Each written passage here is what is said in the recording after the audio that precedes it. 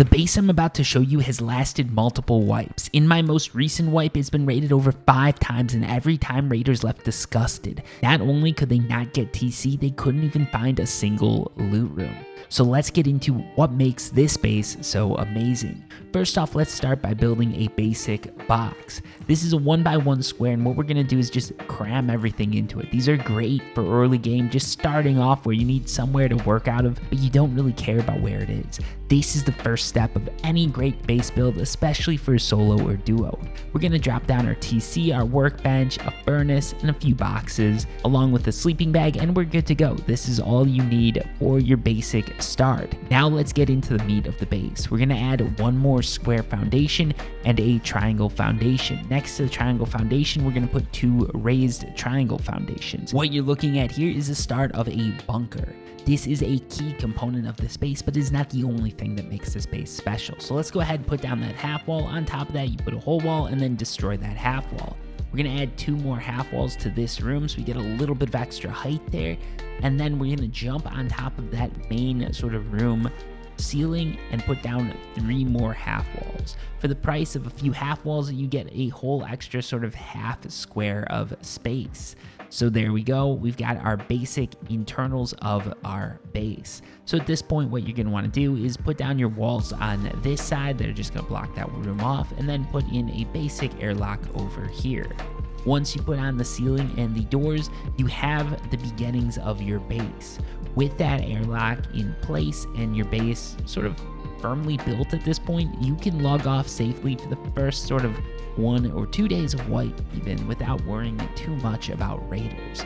So let's get ahead, put on these awesome doors, and just like that, we're good to go. Now let's go about how to actually build this base and put the internals inside of it. So this little half section up here, we're gonna need to get to. So I like to do this using a blueprint table, but you can do it with the furnace or anything. Just jump on top of it and jump into this space. Now up here, there's a few different configurations you can use for box layouts. It's really gonna depend on what sort of base you want. My bases, I like to be sort of open and airy. I don't like to stuff boxes in there. If you do, there's plenty of videos going over how to do that, but that's just not what I prefer to do.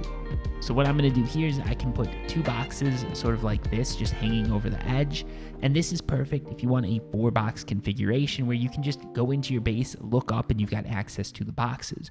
You don't need to jump up a half level or anything like that. If you are willing to jump up a half level, you can put another large box behind those 2 boxes. You're gonna have to move things around, but then you can get a little bit more access and a few more boxes up there. Additionally, you can get a small box up. If you want easy access to this top area, my recommendation would be put 3 large boxes up there and then 3 small boxes in a configuration like this. So you're gonna have sort of an L, and then just along those L's, you're gonna have 3 small boxes. And for a lot of you, that is gonna be a major L, I get it, but designed to your heart's content. It's your base to do what you want. I like having that opening, being able to jump in there and get easy access to everything. Plus, I really don't store loot that much. I like to use it and lose it, as they say. So now let's go ahead and put in a nice little configuration here. Again, we're going to be doing a little bit of an L because that's what my box configurations are. Now let's get into some sort of secret sauce here that a lot of you probably don't know about. You obviously know that you could put a door here. A lot of people who are more advanced base builders are going to know that you can put a window here. But did you know there's a little trick you can do with the drop box? See, typically people are going to put a small box here and use that as a step up to get out of their bunker. But you can actually put drop boxes into foundations. So this is the basic base we have. Let's go ahead and pick up that small box. And now let's add those drop boxes. So you want to upgrade your foundations to armor here. I messed up and I didn't do that. So make sure you upgrade first. Then you can put in your drop boxes and you get a little bit of extra storage space. If you're really skilled, you should be able to fit a small box right in there with those drop boxes. I was unable to do that. So basically, for the area of a small triangle, I get 2 small boxes to use as storage instead of 1, and those small boxes being drop boxes. So right there, that's something I think a lot of people don't know at this point. So yeah, that's a cool little hack that you can do. Now let's go ahead and put in the bunker. The way this bunker works is you have a twig half wall here. You do not, or repeat, do not upgrade that. On top of the twig half wall, you're gonna put a sort of triangle floor. upgrade that to stone, and your bunker has been closed. Go to the sleeping bag that we laid back down earlier, break that twig wall, and that triangle ceiling tile or floor tile is going to break with it, and you've got your base open and easy to access once again.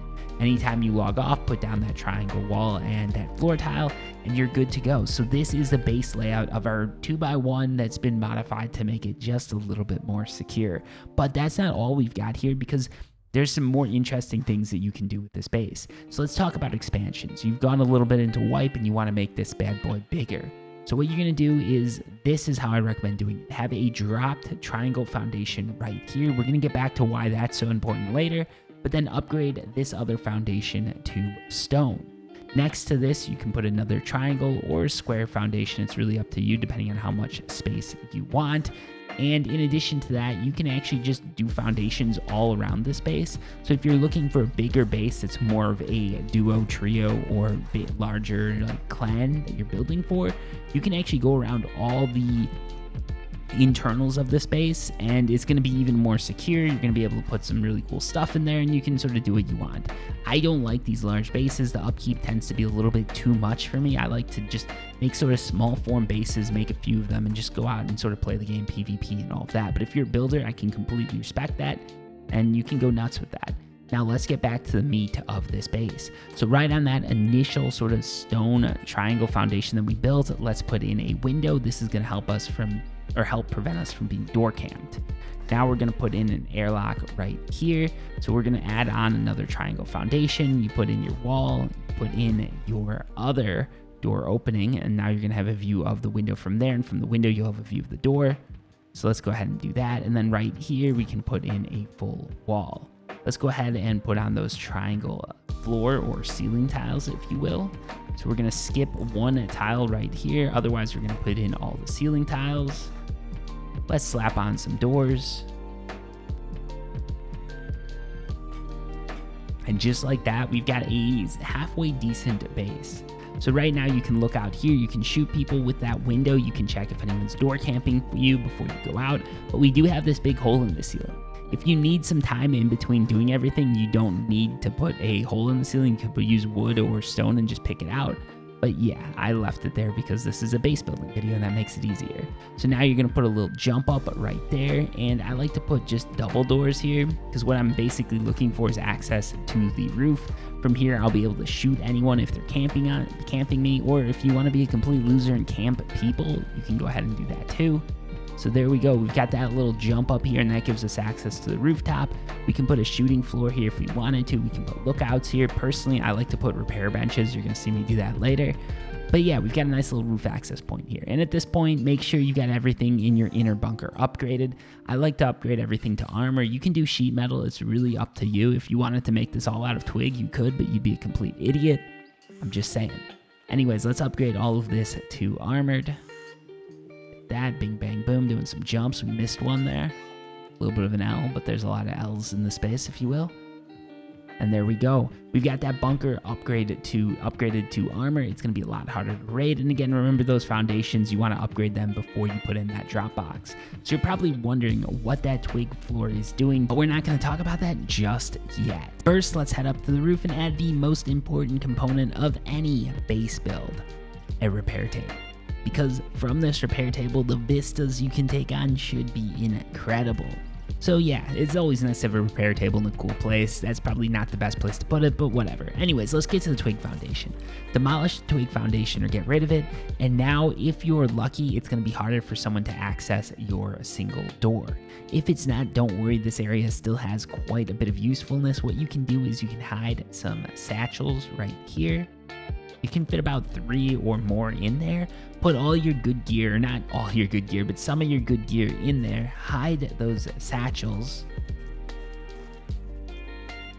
And then you can throw down a furnace. So what this is going to do is make it so that you can just run right over that furnace into your door. When a raider destroys that door, they're likely not going to destroy the furnace. And unless a satchel has been dug up while you were putting down your furnace, the raiders won't be able to look down and make the satchels dig themselves up. They'll just blow through the door, keep going. Most won't bother with the furnace, so even if your base does get raided to the core, you've still got a good bit of loot right under you. And that is the base build. I hope you enjoyed it. If you did, I've got another video linked right here. Please feel free to click it. Otherwise, please feel free to hit subscribe.